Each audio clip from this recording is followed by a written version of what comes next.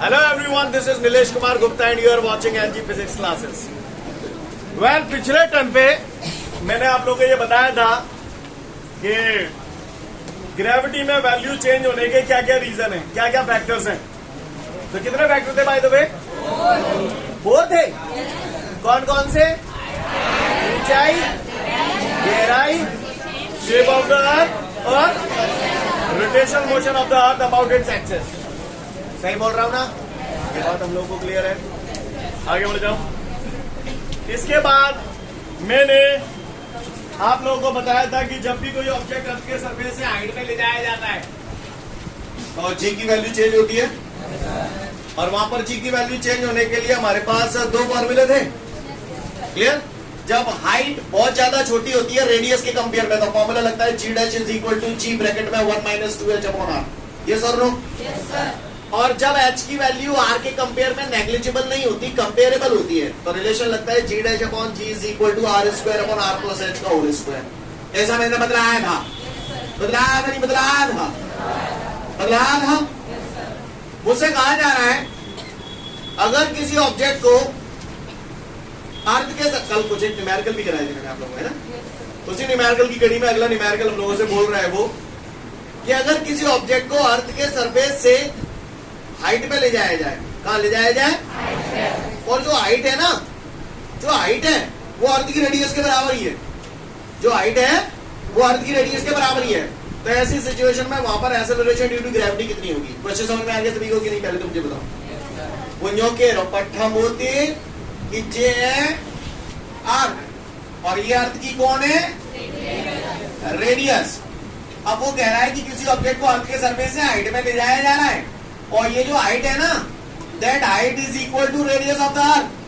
तो ऐसी सिचुएशन में यहाँ पे जी की वैल्यू कितनी होगी? क्वेश्चन समझ में आ गया? तो भैया ऐसी सिचुएशन में कौन सा वाला फॉर्मूला लगेगा? जी इंटू 1 - 2h अपॉन आर, या g dash upon g is equal to are square upon r plus h का होल स्क्वायर. है ना? समझ गए ना? क्योंकि यहाँ पर नेग्लिजिबल तो नहीं है, हाइट रेडियस के बराबर है अर्थ की रेडियस. को मजाक नहीं है भाई साहब. तो रिलेशन लग जाएगा g dash upon g is equal to are square upon r plus h का. आपको को परेशानी वही तो बताए. हाइट क्या के बराबर है? आर के बराबर है. एच की जगह क्या धर दूं? धर दूं नहीं धर दूं? तो g dash upon g is equal to are square. R plus R square कर दूं? अच्छा 2r करूं, आर स्क्वायर नहीं करूं? आर स्क्वायर कब तक तो मल्टीप्लाई होता है. वो आर स्क्वायर वाला तो है. तो आर प्लस आर 2r का स्क्वायर करूंगा तो 4r स्क्वायर. आप महान है. आर आर आर जार आर आर. तो जी इधर आ जाएगा. आया नहीं आया? आया नहीं आया? तो g dash is equal to जी. और आगे किसी को सॉल्व करना हो तो जी की जगह 9.8 रख के और आगे बढ़ा सकते हो. समझ में आ रही है मेरी बात? आ रही नहीं आ रही? तो डाल दो बराबर, फिर आगे की बात करूंगा. आगे बढ़ते हैं. जी की वैल्यू में चेंज होने के 4 रीजन थे. एक हाइट जो हमारा पिछले टर्म पे हो गया. आज हम दूसरा रीजन पढ़ने जा रहे हैं, डेप्थ. क्या? डेप्थ. यानी अगर किसी ऑब्जेक्ट को अर्थ के सरफेस से डेप्थ में ले जाएंगे तो ग्रेविटी में चेंज आता है. तो क्या चेंज आएगा वो मैं आप लोगों को बतलाता हूँ. क्या बतला हूँ? मैं बतला रहा. Listen everyone. वैसे तो मुझे बता सकता है अर्थ की रेडियस होती कितनी है? 6.4 इंटू 10 की पावर 6 मीटर. सिर्फ बता दे. बता दी नहीं? बता दी हो? बता दी हो ना? चलो आप रेडी? चलूंगा? चलता ही नहीं. Listen everyone on the board.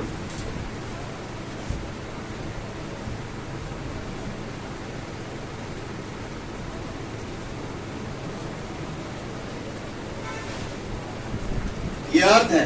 क्या है ये? क्या है ये? अर्थ का ये कौन है? सेटर. ओ क्लियर? सेटर पे क्या कंसेंट्रेट होता है? शाबाश. अर्थ के मास को कैसे डिनोट करते हो बबुआ? Capital M. कैसे? जी हाँ मेरे भाइयों, कैपिटल एम. सी क्लियर है सभी को? का हुए को परेशानी? अच्छा काय सुन रहे हो का? सुन रहे हो का? जे अर्थ की का है सिर्री बता रहे हो एग्जाम सिर्री बता रहे हो। जे अर्थ की कौन है? रेडियस। ये अर्थ की रेडियस हो, ठीक है भैया, कोई परेशानी तो नहीं। अर्थ की चांद पे, किस पे? अर्थ की चांद पे। ये बॉडी रखी है जिसका मास है स्मॉल है नहीं है? है ना? क्लियर? ये बॉडी कहाँ रखी है? अर्थ की चांद पे। क्लियर? समझ रहे हैं ना? तो ये बॉडी रखी है, इसका मास कितना है बबुआ? यानी ये बॉडी अर्थ के सरफेस पर रखी है और सरफेस पे एक्सेलरेशन ड्यू टू ग्रेविटी की हम लोग वैल्यू जानते हैं, that is g is equal to gm upon r square. गाँव को परेशानी? कोई भाई हमारा बिल्कुल सही बोल रहा है 9.8। I am totally agree with you. Clear? समझ गए? गाँव को परेशानी नहीं हुए तो बताया, कोई परेशानी ना है? परेशानी तो आ गई। जनरल क्लियर है? g is equal to gm upon r square. ये फॉर्मूला मैं आपको ऑलरेडी प्रूव करवा चुका हूँ। करवा चुका नहीं करवा चुका? करवा चुका। काय जहाँ में कैपिटल है आपका अर्थ को तो अर्थ को पूरो मासो पूरो पूरो मतलब अगर मैं ये अर्थ सेपरेटली यहाँ बनाया दूं तो जब पूरे को चुन चुनिया छोटे छोटे पार्टिकल को नहीं बोल रहा हूँ ना कमा चाहिए पूरी अर्थ को हाँ पूरी अर्थ को मास है। सीन क्लियर है ना? लिसन एवरीवन, यहाँ जो मास है ना वो पूरी अर्थ का मास है, क्योंकि ये जो पूरी की पूरी अर्थ इस बॉडी पे ट्रैक्शन फोर्स लगा रही है। सही बोल रहा हूँ ना? चलो तो ये बात समझ में आ रही है सभी को? किसी को कोई दिक्कत? आगे बढ़ू? आगे बढ़ूंगा, झटका लगेगा आपको, तो ध्यान से सुनिएगा। माइक का लाल जो मुझे ये बता दे, डेंसिटी का फॉर्मूला क्या होता है? डेंसिटी मास अपॉन सिर्री बता दे भाई साहब। तो g इज इक्वल टू, मैंने बचपन में सुना था, density is equal to mass upon volume. अगर मास अर्थ का ले रहा हूं, वॉल्यूम अर्थ का ले रहा हूं, तो डेंसिटी भी अर्थ की होगी नहीं होगी? तो क्रॉस मल्टीप्लाई कर दूंगा तो m is equal to rho भी। यस और नो? तो m की जगह क्या लिख दूं? रो भी। यहां तक सीन क्लियर है? कोई परेशानी? कोई परेशानी नहीं है? आगे बढ़ रहा हूं। g is equal to g rho upon r square. बता सकते हो काहे की कमी तेजी रह रही है? जी v कौन है? v कौन है? किसका? अर्थ का शेप कैसा होता है अर्थ का? वॉल्यूम ऑफ स्फीयर क्या लिखो? 4/3 हाँ स्क्वायर बता दियो। हाँ तो लइए 4/3 को परेशानी। r स्क्वायर से क्यू काट दूं तो केवल एक r रह जाएगी तो g बराबर क्या ही रह जाएगी? 4/3 पाई r रो जी। बोलो भैया पाई आर रो जी। आपको याद है ये रिलेशन में ऑलरेडी आपको एक दिन डब्बा बंद करवा दिया था, मैंने कहा याद रखना। ये करवा चुका हूँ, ये मैं जानना तो मैं पहले करवा चुका हूँ। करवा चुका नहीं करवा चुका? हाँ ये ग्रेविटी आ गई है। कहां पर आई है gravity?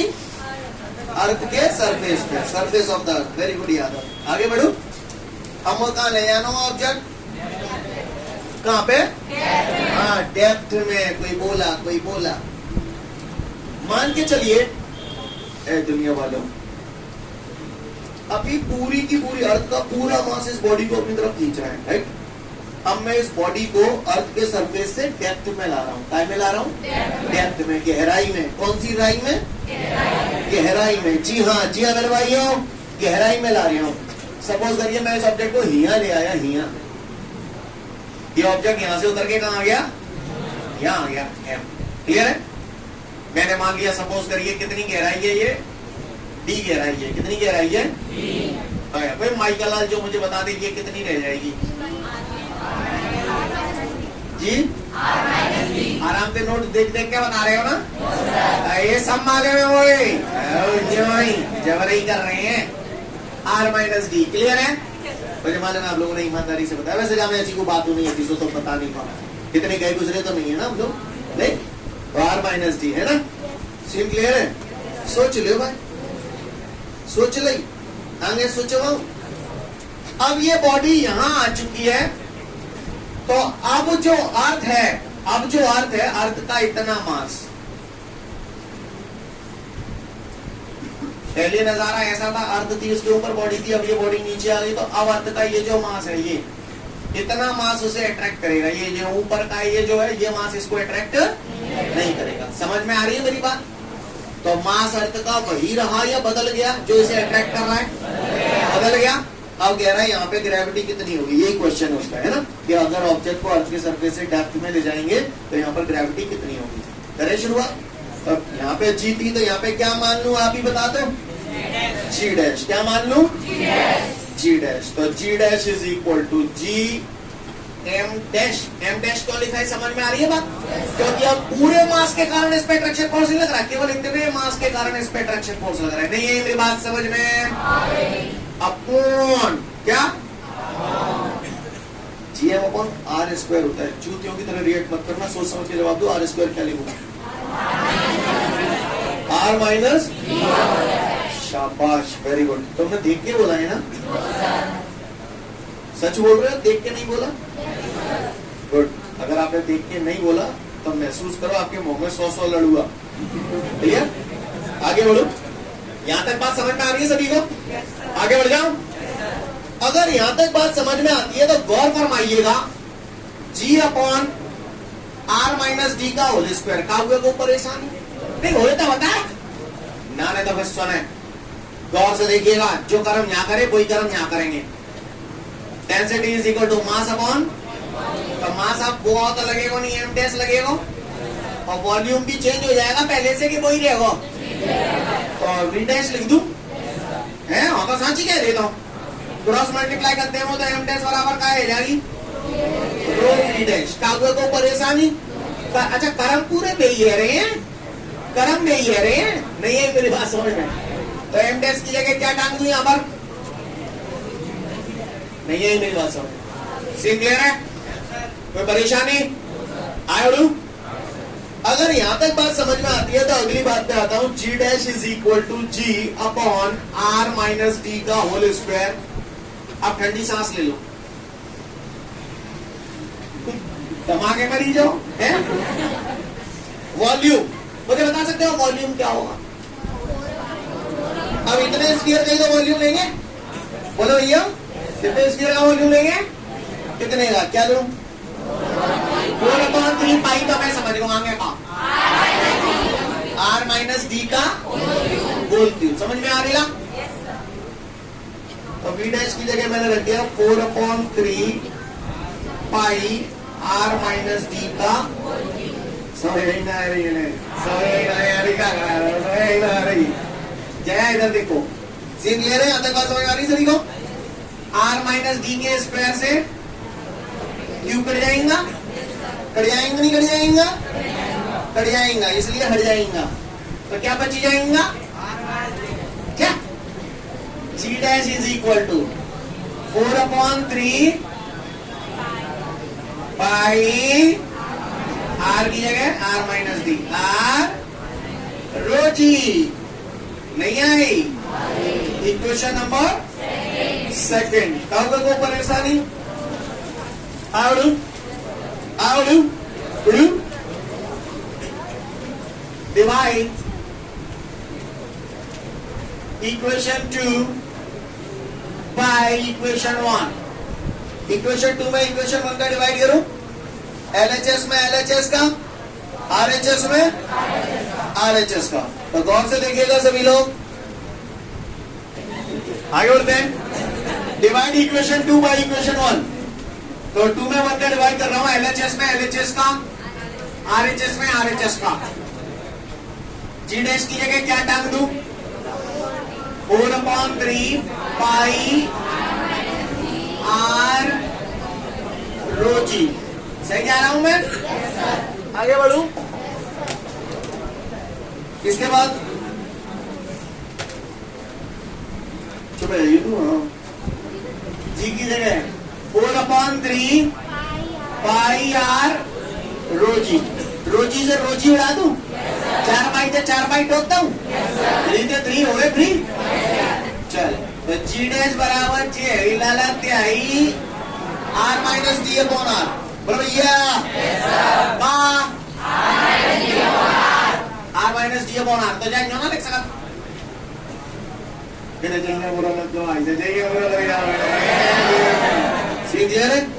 Are minus d upon R है, ऐसा ना लिख सकत आर आर आर नहीं जा रहा। तो ये क्या बच गया 1 माइनस डी अपॉन आर। भैया बोलो नहीं भाई, तो जी डैश अपॉन जी चालन कर गया तुम। बोलो भैया लिसन एवरीवन, जब किसी ऑब्जेक्ट को अर्थ के सरफेस से हाइट पे लेके गए थे तो रिलेशन आया था आपका, यहाँ लिख रहा हूँ साइड में, जी डैश बराबर G1 minus 2H upon are. और जब आप डेप्थ में लेके जा रहे थे तो जी डैश बराबर G1 minus d upon R. समझ में आ रही है बात? आप एक बात बताओ, जब ऑब्जेक्ट को अर्थ के सरफेस से डी डेप्थ में ले आए तो ग्रेविटी बढ़ गई या घट गई? घट गई।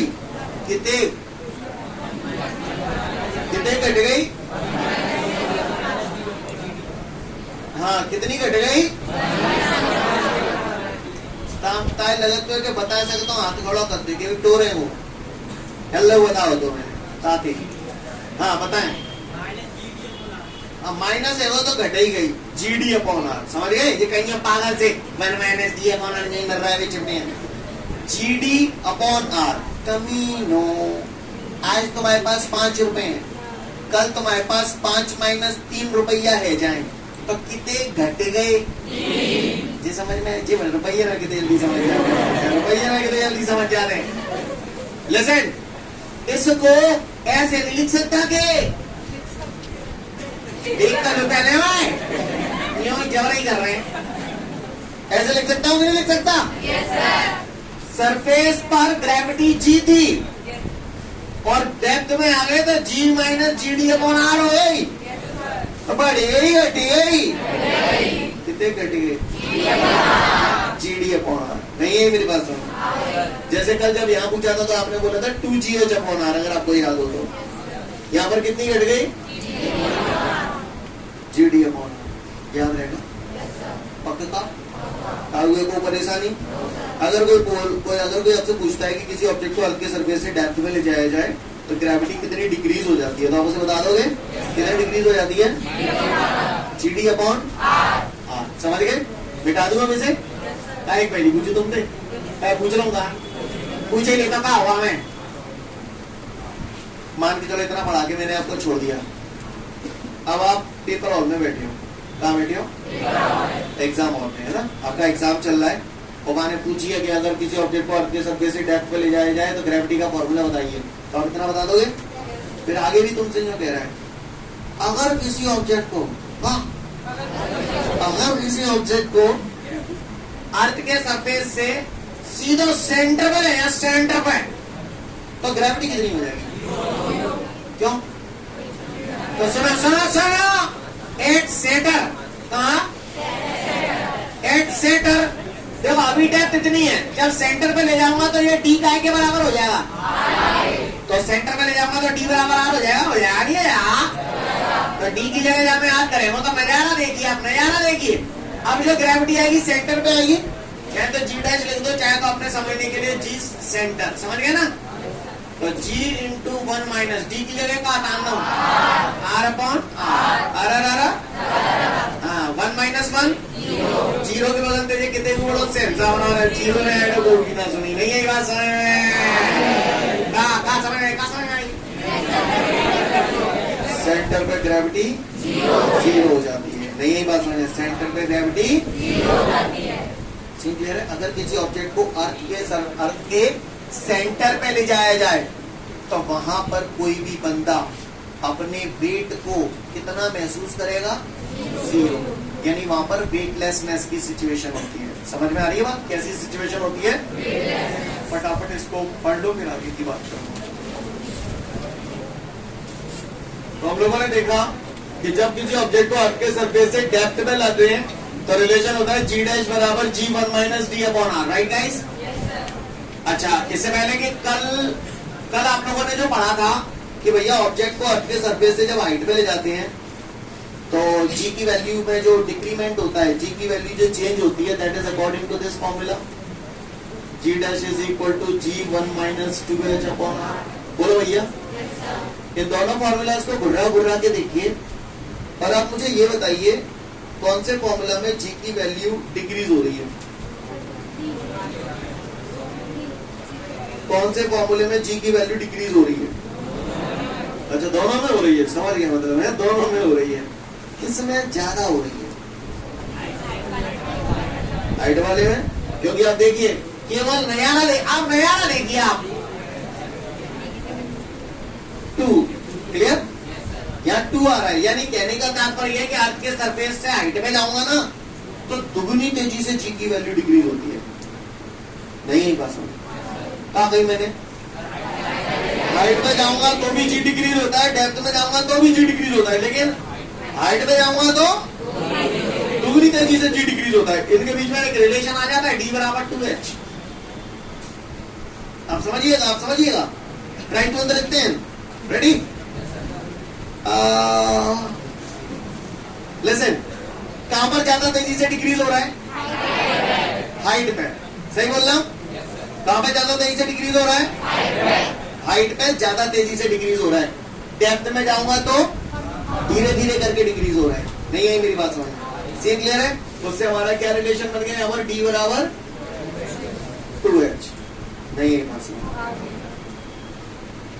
मान के चलिए अर्थ के सरफेस से 5 किलोमीटर गहराई पे जा रहा हूं, 5 किलोमीटर, तो जी की वैल्यू कुछ ना कुछ डिक्रीज होगी। बोलो, 10 किलोमीटर ले जा रहा हूं ऑब्जेक्ट को, अर्थ के सरफेस से 10 किलोमीटर गहराई पे ले जा रहा हूं तो जी की वैल्यू कुछ ना कुछ डिक्रीज होगी। इतना ही डिक्रीमेंट में हाइट पे जा रहा हूं तो मुझे कितना चलना पड़ेगा? 5 किलोमीटर, क्योंकि वह दुगनी तेजी से होता है। नहीं बात समझ क्लियर? अर्थ के सरफेस से 10 किलोमीटर गहराई में जा रहा हूं, 10 किलोमीटर गहराई में जा रहा हूं तो जी की वैल्यू कुछ ना कुछ डिक्रीज होगी। इतना ही डिक्रीज में जा रहा हूं अर्थ के सरफेस से हाइट पे जाने पे हो तो कितनी हाइट पे जाऊंगी जी डिक्रीज हो जाए उतना ही 5, क्योंकि देखो डी कितना है? 10 है, तो 10 हो जाएगा डी की जगह 10 बराबर 2 × हाइट 2 × 5 = 10, 5 किलोमीटर हाइट पे गिले जाओ। नहीं है मेरी बात, नहीं आई, समझ गए का? सीन क्लियर है? कोई परेशानी है? अर्थ के सरफेस से 5 किलोमीटर हाइट में जाऊंगा तो डेप्थ कुछ ना कुछ, जी की वैल्यू कुछ ना कुछ डिक्रीज होगी। उतना ही डिक्रीमेंट में डेप्थ में जाता हूं तो कितना जाऊं? अब क्यों अब मैं डेप्थ में जा रहा हूं, हाइट में थोड़ी जा रहा हूं। 10 जाना पड़ेगा। नहीं है मेरी बात समझ? कितने लोगों को मेरी बात पल्ले पड़ गई? वेरी गुड, शाबाश। सीन क्लियर है? आगे बढ़ जाऊं? आगे बढ़ते हैं। देख लिया सभी ने कि नहीं देखा? देख लिया, आगे बढ़ो। अगला क्वेश्चन बोले क्या है?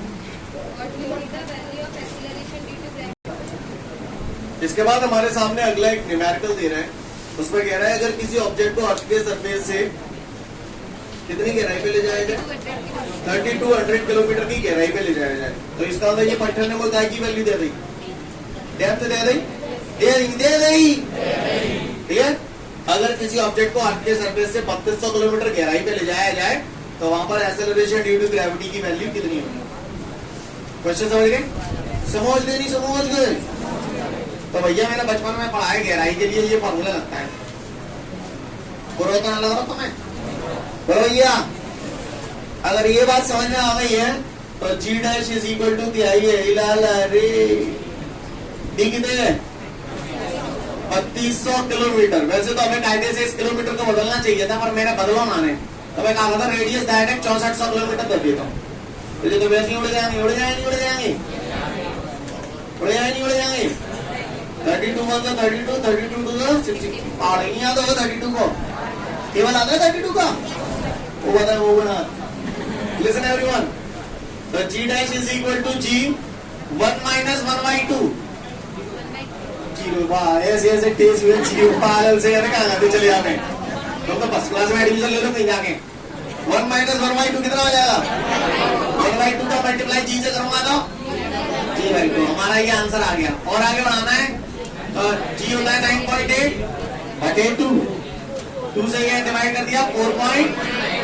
तो जी डैश बराबर तिहाई है लाल रे 4.9 मीटर पर second square. I hope you understand guys. You understand that?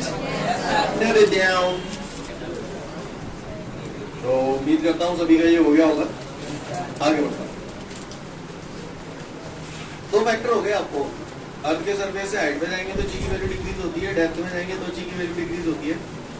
अब वो कह रहा है अर्थ का शेप जी की वैल्यू को कैसे इफेक्ट करता है। अर्थ का शेप जी की वैल्यू को कैसे इफेक्ट करता है? आपको मालूम है अर्थ का शेप कैसा है?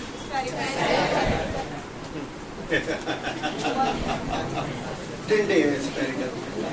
पर अब आगे डेप्थ और डेरिवेशन करो तो वॉल्यूम कितने लगाओ तो 4/3 पाई आती है। यानी आप कहीं ना कहीं यही तो मान के चल रहे हो कि अर्थ का शेप स्फेरिकल है।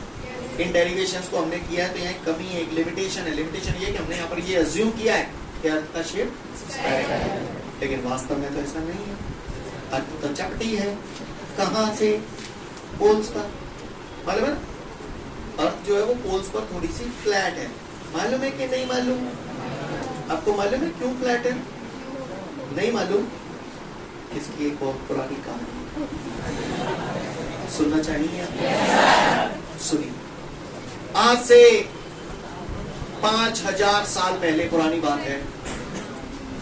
एनजी फिजिक्स क्लासेस स्कूल के कुछ बच्चे खेल रहे थे।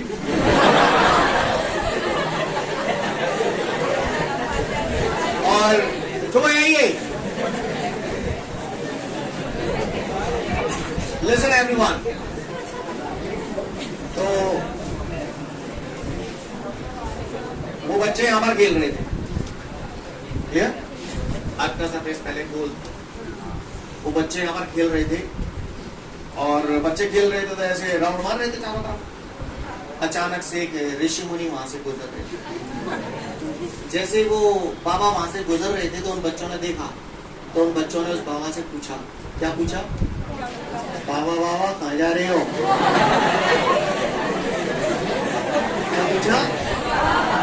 बाबा बाबा कहाँ जा रहे हो? तो बाबा ने कहा गई नदी किनारे। कहा गई? तो बच्चे लगे बाबा नदी तो जी रही, नदी तो जी रही। तो बाबा ने कहा गई ये तो छोटी है। बाबा ने कहा गई जो तो छोटी है। तो एनजी फिजिक्स क्लासेस के स्टूडेंट्स ने बोला कि बाबा पैसा डाल तो बड़ी रह जाएगी। बाबा पैसा डाल तो बड़ी रह जाएगी। बाबा ने तुरंत अपने कमंडल में से 21 रुपये निकाले। और जैसे भाई साहब दिन में 21 रुपये जहाँ डाले और नदी है ही है। समझ गए? नहीं बात समझ। यानी नदी का शेप अगर मैं दोबारा बनाऊं थोड़ा सा तो it would be like this. Oval shape की होगी। कैसी हो गई? क्लियर है? और आप लोगों को मजाक लग रहा है? मजाक लग रहा है? लिखा हुआ है ये, आप पढ़ना। Shut up! Listen everyone. ये वेस्ट होता है, ये ईस्ट होता है, ये नॉर्थ होता है, ये साउथ होता है। ये लाइन जो पोल्स को मिला रही है this is known as polar axis. इस लाइन को हम लोग बोलते हैं इक्वेटर। और आपको बता दूं ये अर्थ की रेडियस हो गई तो ये पोलर रेडियस हो गई और ये हो गई इक्वेटोरियल रेडियस। दोनों बराबर है? कौन बड़ा है? किससे बड़ा है? कितना बड़ा है? 21 किलोमीटर। बाबा ने क्या रुपया डाले? 1 रुपया 1 किलोमीटर के बराबर होगा। तो इक्वेटर की जो रेडियस होती है पोल की रेडियस से 21 किलोमीटर ज्यादा होती है। क्लियर है? Equatorial radius is greater than the polar radius by 21 kilometre. Clear है? समझ में आ रही है? इनके बीच में रिलेशन होता है। कौन बड़ा? आर ई बड़ा, आरपी बड़ा? आर ई बड़ा है आरपी से। R E is greater then RP. पानी समझ में आ रही है? आ रही है? क्लियर? गौर से सुनिएगा। ज्यादा पढ़े लिखे नहीं है लेकिन हम लोगों ने बचपन में जाना है जी बराबर गमा स्क्वायर। ये सर तो इक्वेटर में अगर मुझे ग्रेविटी निकालनी होगी तो मैं ऐसे ही तो लिखूंगा G बराबर GM upon R E square. जब इक्वेटर पे निकालना होगा इक्वेटर की रेडियस लगा रहा हूं और अगर पोल्स पे निकालूंगा तो नहीं है मेरे बात समझ में। Equation number 1 equation number 2 divide equation 1 by equation 2। चाहे 2 में बनकर कर लो चाहे 1 में 2 का कर लो, कोई फर्क ना मानना। GE अपॉन GP बराबर GM upon RE square divided by काम के काम उड़ जाएंगे तो GE अपॉन GP। चूतियों की तरह रिएक्ट मत करना, क्लियर? बम्पर हिट जाएगा वहां पे। आप लगा लिखो है। अच्छा इकट्ठे हो गए तो हैं, ठीक है कोई बात नहीं। चलो आगे। समझ में आ रही है बात सभी को? सोच ले सोच ले आगे सोचो तो सुनना और ध्यान से सुनना। आरपी बड़ा है या आर ई बड़ा? आर ई बड़ा है, आरपी छोटा है। तो बिकॉज चूंकि समझते हो ना, आर ई बड़ा है आरपी। क्लियर? ये बात हम लोग इस फिगर के थ्रू बोल सकते हैं। यानी यहां पर मैं डिनोमिनेटर बड़ा कर रहा हूं न्यूमरेटर से, तो यहां पर भी डिनोमिनेटर बड़ा होगा न्यूमरेटर से। तो देयरफॉर क्या लिखूं? GP इज ग्रेटर देन, यानी पोल्स पर ग्रेविटी ज्यादा होगी इक्वेटर से। नहीं है बस। अच्छा मैंने ऐसे लिखा को ये का ना है कि ऐसे ही लिखो। कोई भाई बहन हमारा ऐसे भी लिख सकता है, वो इस स्टेप को ऐसे भी लिख सकता है बिकॉज आरपी छोटा है आर ई। क्लियर? न्यूमरेटर छोटा है ना डिनोमिनेटर से, तो यहाँ भी न्यूमरेटर छोटा होगा डिनोमिनेटर से। तो क्या लिखेंगे? GE लेस देन ये और ये कुछ अलग अलग लिखी है क्या चीजें? बात तो एक ही। अमिताभ बच्चन की लंबाई शाहरुख खान की लंबाई से ज्यादा है। True false? True. Shahrukh Khan की लंबाई अमिताभ बच्चन की लंबाई से कम है। कमीना शाहरुख खान की लंबाई, सुनता लो यार, सोचा तो सही। शाहरुख खान की लंबाई अमिताभ बच्चन की लंबाई से कम है। अच्छा जानते तो हो ना अमिताभ बच्चन और शाहरुख खान, जानती ना तो हमें खूब पॉसिबल गड़बड़ रही है। फिर से बोल रहा हूं, अमिताभ बच्चन की लंबाई शाहरुख खान की लंबाई से ज्यादा है। शाहरुख खान ऐसे पगले दुनिया में भगवान कसम। चलो ऐसे को कचू करूँ ना सकर बिल्कुल। अमिताभ बच्चन की लंबाई शाहरुख खान की लंबाई से ज्यादा है। शाहरुख खान की लंबाई अमिताभ बच्चन की लंबाई से कम है।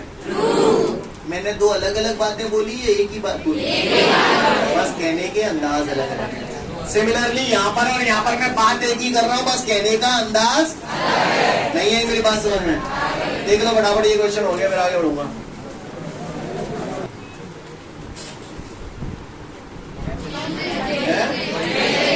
मजे mg मतलब क्या है? किसी भी चीज का वेट mg होता है कि नहीं होता? तो वेट देखो, मास तो किसी ऑब्जेक्ट का कभी बदलता नहीं है, mass never change with the place, ठीक है? लेकिन ग्रेविटी बदल जाती है। अगर किसी जगह g की वैल्यू ज्यादा है तो वहां पर वेट बढ़ जाएगा। नहीं है मेरी बात सुने? आप बताओ, तुम्हारा कुछ ना कुछ वेट है, हर किसी का होता है। अगर आपको इक्वेटर से पोल्स की तरफ ले जाया जाए, इक्वेटर से पोल्स पर ले जाया जाए, तो आपको क्या लगता है आपका वेट बढ़ जाएगा या घट जाएगा? है? बढ़ जाएगा या घट जाएगा? घट जाएगा। ग्रेविटी 50 बढ़ जाएगा। कौन सा कह रहे हो बढ़ जाएगा? क्यों बढ़ जाएगा? ग्रेविटी बढ़ रही है, पोल्स में ग्रेविटी ज्यादा है इक्वेटर से, ठीक है? जबकि शक्ल ले जाओ, पोल्स पे जाके बेचो, क्योंकि इक्वेटर से पोल की तरफ अगर हम जाएंगे तो वेट बढ़ जाएगा। कहानी समझ में आ रही है? सीन क्लियर है? ठीक है, तो फिर आज के लिए हेलो, आज के लिए पर्याप्त है। कल फिर मिलते हैं। Thank you everyone, have a great day to all of you guys. जय